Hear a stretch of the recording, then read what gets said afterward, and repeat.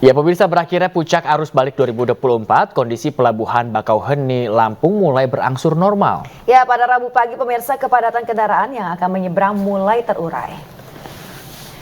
Ya, pemirsa Rabu pagi kondisi di Pelabuhan Bakauheni Lampung mulai berangsur normal dan sejumlah kendaraan yang masuk pelabuhan kini mulai terurai. Di pintu masuk dermaga eksekutif dan reguler pun juga nampak lengang. Kondisi pagi ini terlihat berbeda jika dibandingkan dengan malam tadi, di mana kendaraan yang didominasi oleh mobil pribadi, kendaraan roda 2 dan juga bus penumpang mengalami kepadatan antrian untuk naik ke kapal. Bahkan para pemudik harus menunggu hingga 5 jam untuk mendapat giliran memberangkatkan melalui kapal.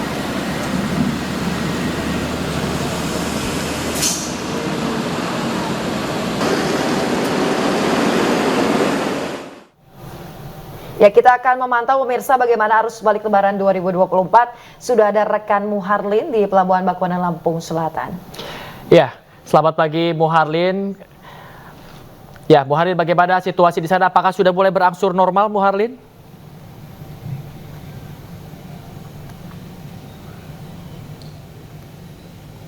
Selamat pagi Bayu dan Yasmin. Sejak berakhirnya masa arus balik yang berakhir pada hari Senin kemarin, situasi serta kondisi pagi ini di Pelabuhan Bakauheni Lampung sudah terpantau mulai normal dan cenderung lengang begitu. Namun masih nampak dari aktivitas sejumlah kendaraan yang akan melakukan penyeberangan dari Pulau Sumatera yang akan menuju ke Pulau Jawa, yang masih terlihat antrian juga masih terlihat di pintu masuk untuk menaiki kapal.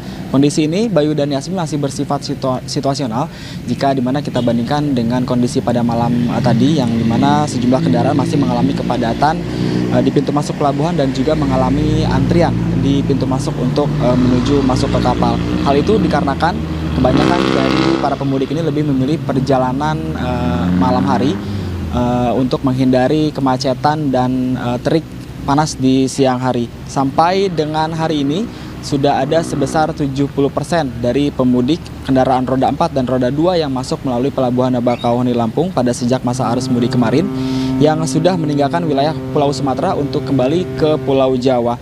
Untuk mengurai kemacetan dan mengantisipasi menumpuknya kendaraan yang bisa terjadi secara kondisional, PT ASDP Bakauheni Lampung sudah membuat sejumlah rekayasa lalu lintas, diantaranya menyediakan kantong-kantong parkir yang disebar di sepanjang area Pelabuhan Bakauheni Lampung, kemudian memberlakukan skema sistem penundaan perjalanan atau delaying system di jalur arteri sampai menuju pintu masuk pelabuhan, yang dimana selain itu juga PT ASDP Bakauheni menyediakan 2 pelabuhan tambahan, yaitu Pelabuhan Panjang yang dikhususkan untuk kendaraan roda 4 dan juga roda 2 dengan tujuan Pelabuhan Ciwandan, kemudian menyediakan Pelabuhan Bandar Bakaujaya yang dikhususkan untuk truk-truk besar pengangkut logistik yang bertujuan ke Pelabuhan Tanjung Priuk, Jakarta Utara. Sementara dalam periode arus balik tahun ini, PT ASDP Ferry Indonesia menerapkan kebijakan khusus bagi para pengguna jasa yang telah memiliki tiket sejak jauh-jauh hari